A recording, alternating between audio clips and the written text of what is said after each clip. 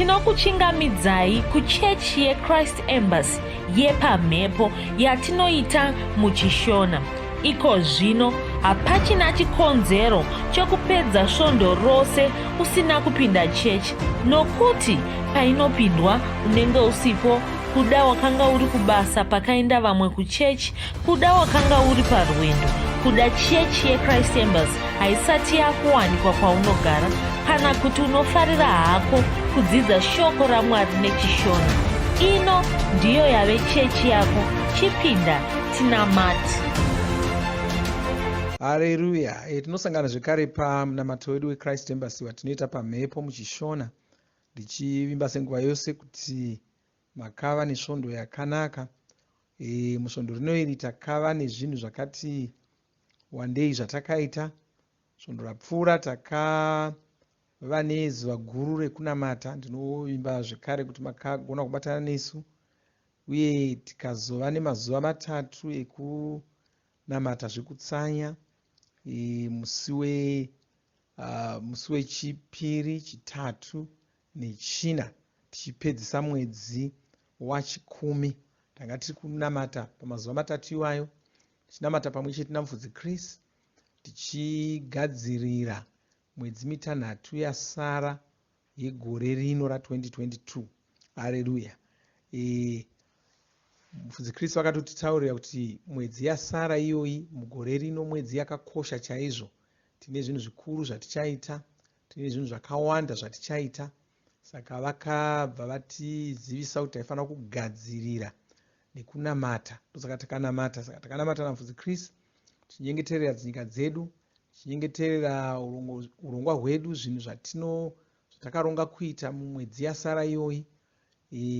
Saka tinotarisira kuti tichaona ruoko rwaMwari mune zvese zvatichaita, tichabudirira mabasa edu ese nokuda kunamata kwese ikoko.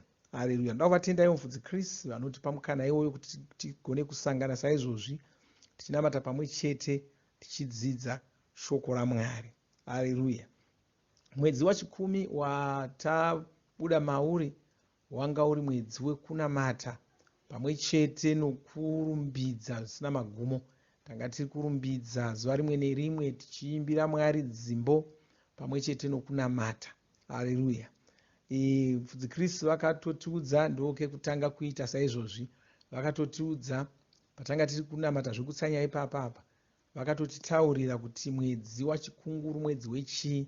Saka vakatizivisa kuti mwedzi wachikunguru mwedzi wemufaro, kwanzi tichapembera pachokwadi, tichapembera chaizvo mumwedzi uno watava. Ndoda kuti zvekare makorokoto kuti takapinda mumwedzi iwoyo. Haleluya. Saka tinorumbidza Mwari. Uchava mwedzi wemufaro. Tichataura zvakati wandei pamusoro pemwedzi iwoyo. Haleluya.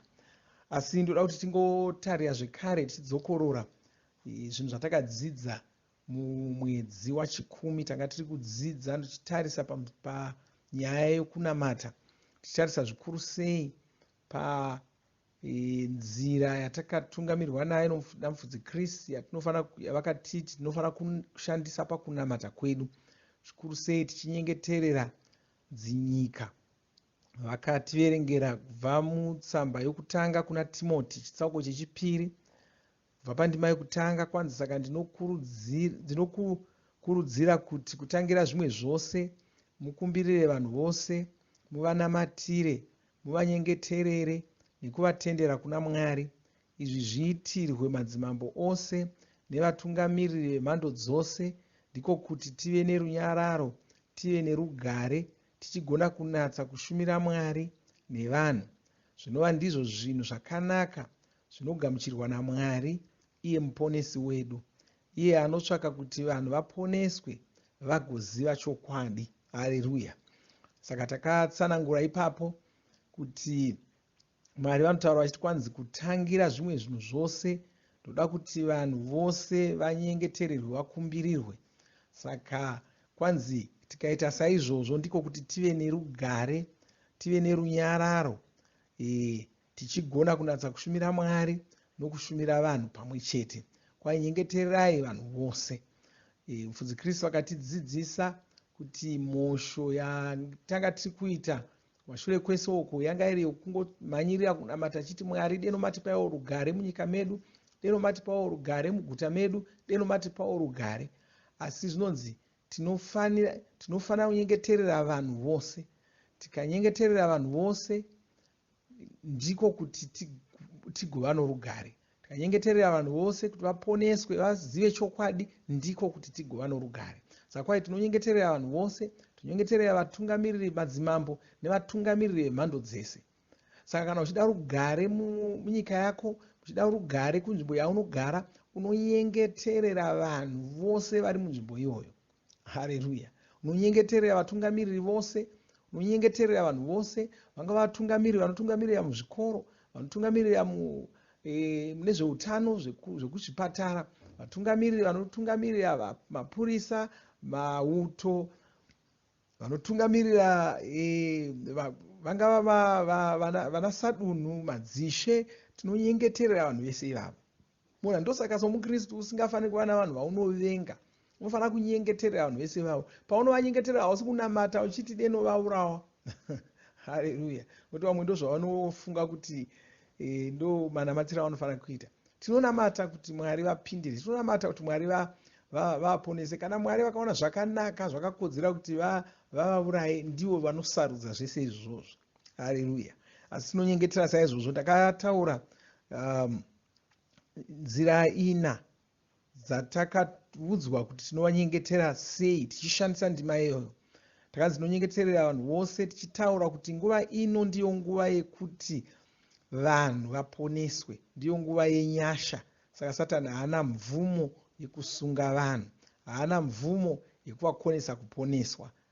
Saka tinomurayira kuti aregedze vanhu, tichiparadza masimba anoshandisa kusunga vanhu, tichitaura kuti nguva ino ndiyo yakapiwa vanhu naMwari, ndiyo nguva yavanogona kuponeswa.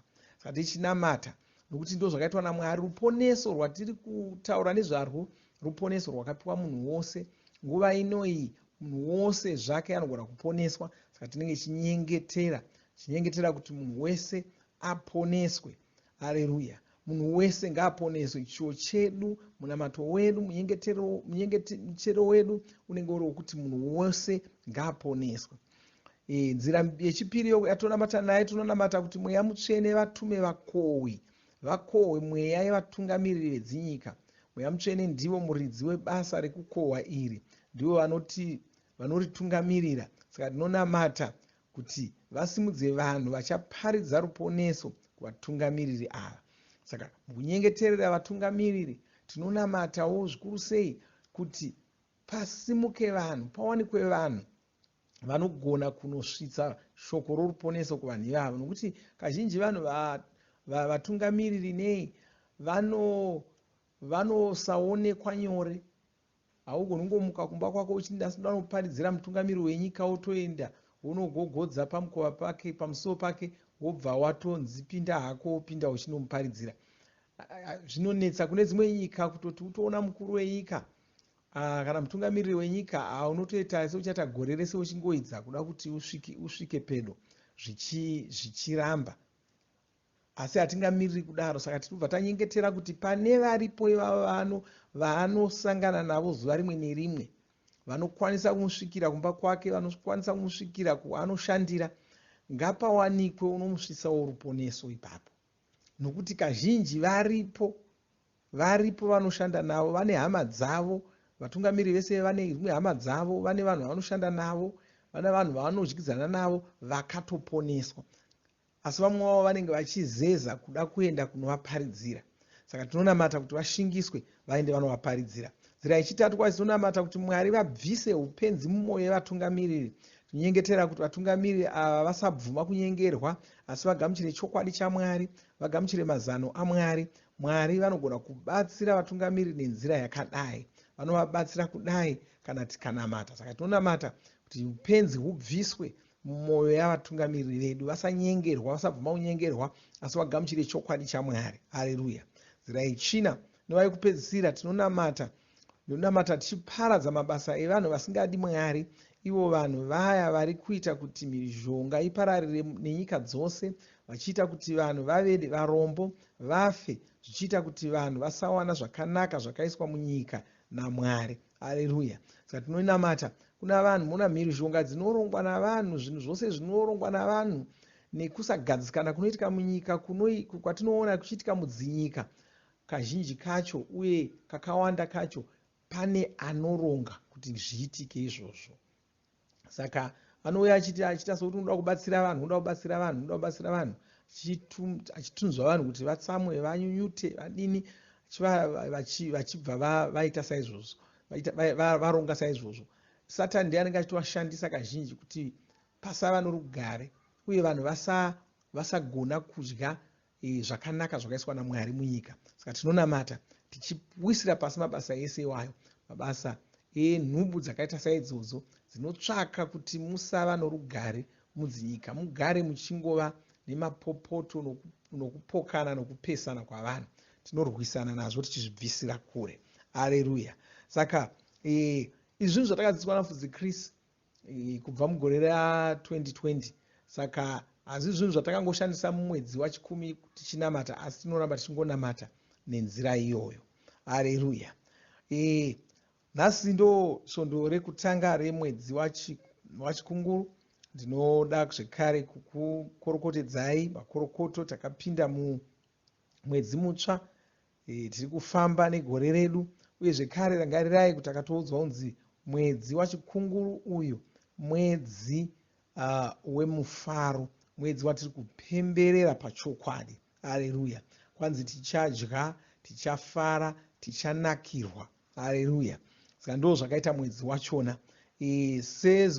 Svondo yokutanga yomwedzi iwoyo tinodya chidyo, uye zvekare rangarirai ndo svondo yatinounza mipiro yedu yesungano. Sungano yedu iri pakudii? Sungano yedu iri pakufambisa shoko roruponeso. Ndo pane sungano yedu, ndo pane mawirirano edu. Tinofambisa sei shoko roruponeso? Tinorifambisa nemari. Haleluya. Paunopa mari yako ndokuti shoko roruponeso risvike kuvanhu vakawanda, ruponeso rusvike kunyika dzakawanda. Saka ndinokurudzira kuti upe mupiro wako wesungano nenzira yatinokurayirai panopera munamato uno. Haleluya. Asi zvekare ndo svondo yatinodya chidyo. Regai tibve tapinda kutsamba yokutanga kuvakorinde chitsauko 11 kubva pandima ya23. Kwanzi nokuti zvinhu zvandakakupai zviya ndakazvigamuchira kubva kuna Ishe, zvekuti Ishe Jesu usiku huya hwavakapandukirwa vakatora chingwa, vakatenda Mwari pamusoro pacho, ndokuchimedura, ndokutaura vachiti, torai mudye, ndiwo muviri wangu unomedurirwa imi, itai izvi muchindirangarira. Haleluya. Saka ndoda kuti titore chingwa ichocho, tinamate, tichichiropafadza, tigochimedura pamwe chete, tigochidya pamwe chete. Ngatinamatei. Baba, ndoda kutendai nezita raJesu Kristu, nokutendai nokuda kunaka kwenyu, nokutendai Ishe Jesu nokuda kwomuviri wenyu wakamedurirwa isu, nokutendai nokuti iko zvino tava nhengo dzomuviri iwoyo, tava rimwe ramafupa enyu, nhengo yomuviri wenyu muzita raJesu Kristu. Noropafadza chingwa ichi patinochimedura tichidya muzita raJesu, nichinyengeterera mumwe nomumwe ari kubatana neni pakudya chingwa ichochi nezita raJesu Kristu, tichitaura kuti zvirwere zvinobviswa muviri make nezita raJesu Kristu. Baba, ndinokutendai. Amen. Haleluya. Ngatimedurei tibve tadya.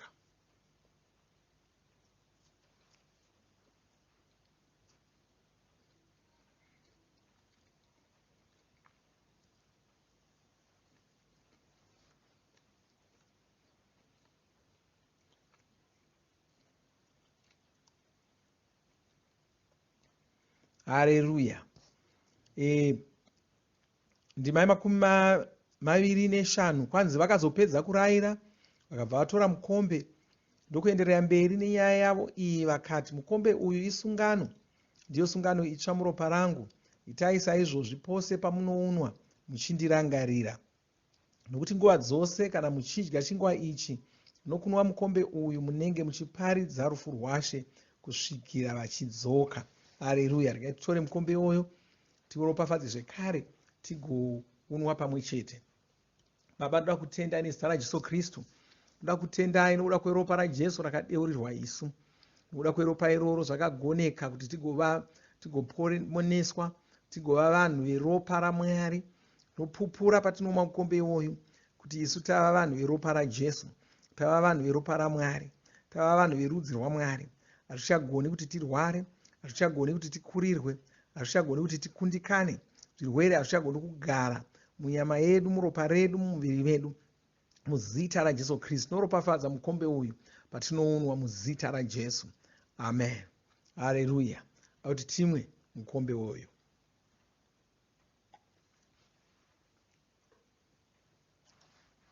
Haleluya.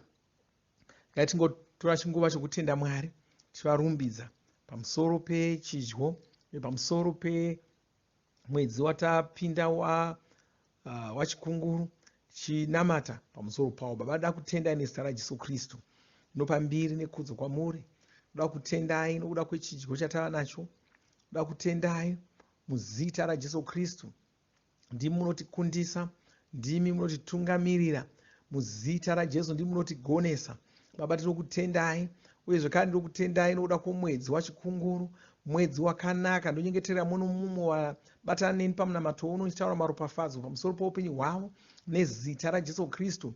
Hapana ndonda pakati pavo, hapana murwere pakati pavo, nezita ramambo Jesu Kristu. Ndinokutendai ndokurumbidzai.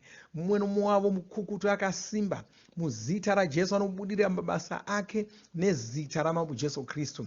Ndinokutendai ndichikurumbidzai muzita raJesu. Amen. Haleluya. Haleluya. Zvakanaka.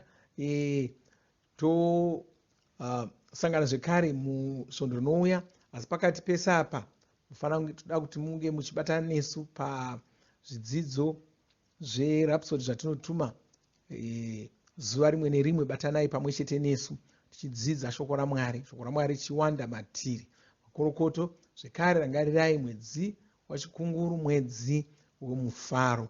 Mwari vakuropafadzei. Amen.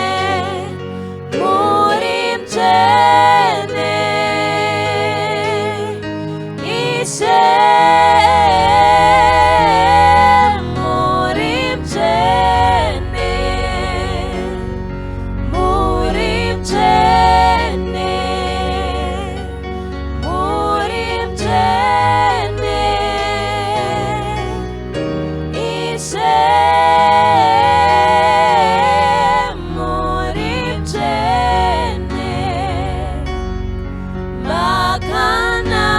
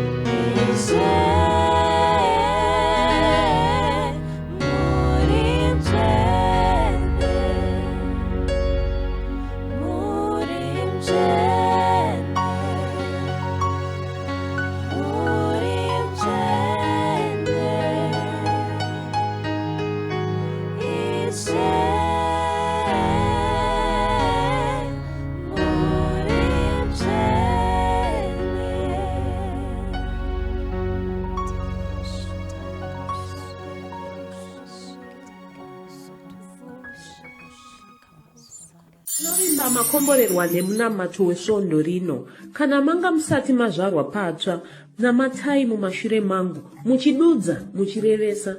Taurai muchiti, Mwari vari kudenga, ndinouya kwamuri, ndinokoka Jesu, kuti vapinde mumwoyo mangu.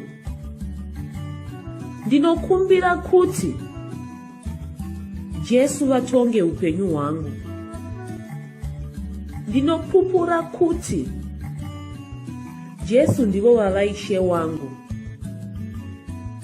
Saka ndinogamuchira upenyu usingaperi mumweya mangu. Ndazvarwa patsva, ndava chisikwa chitsva. Ndinokutendai. Amen. Makorokoto mazvarwa patsva, tinokugamuchirai muchechi yeChrist Embassy. Titumirei zita renyu nekwamunogara. Munogona kutumira iri SMS kana WhatsApp pa 0772 215 kana kutuma tsamba pa shonaror@gmail.com. Muchida kupa mpiro yenyu neEcocash, rovai namba *151*2*5*58225# motevera zvinenge zviri kutaurwa neEcocash ipapo. Kana muine nhare dzemazuva ano, munogona kushandisa KingsPay kupa mpiro yenyu. Shandisai kodhi inoti TNIOG nemavara makuru. Tinoda kukuzivisai zvinotevera. Tinokurudzira kuti musadarikwe nezvidzidzo zveRhapsody. Zvidzidzei kuti shoko riwande mamuri, mugone kumirisana nezvinhu zvinonetsa muupenyu. Tinodavo kuzivisa vane nhare dzeEconet kuti *205# vava kugona kuwana Rhapsody panhare dzenyu kunyangwe musina WhatsApp. Rovai nhare idzi muwane Rhapsody panhare dzenyu zuva rimwe nerimwe. Munorova *205#, mosarudza daily devotional. Subscribe, shona Rhapsody muchishona. Munamato uno munoubata pa WhatsApp, pa radio, pa YouTube panoti Shona Online Church, pa www.ce-shonachurch.org, nepa vcc.rhapsodyofrealities.org. Tinokumbira mutizivise kana muri kutibata pane imwe yenzvimbo idzi. Kana pari painternet, munogona kunyoresa muchitipa zita renyu. Kana pari pa WhatsApp, tinyorerei tigopota tichikutumirai zvimwe zvidzidzo, kana kutitumira SMS pa 0772 166 928. Ivai nesvondo rakanaka.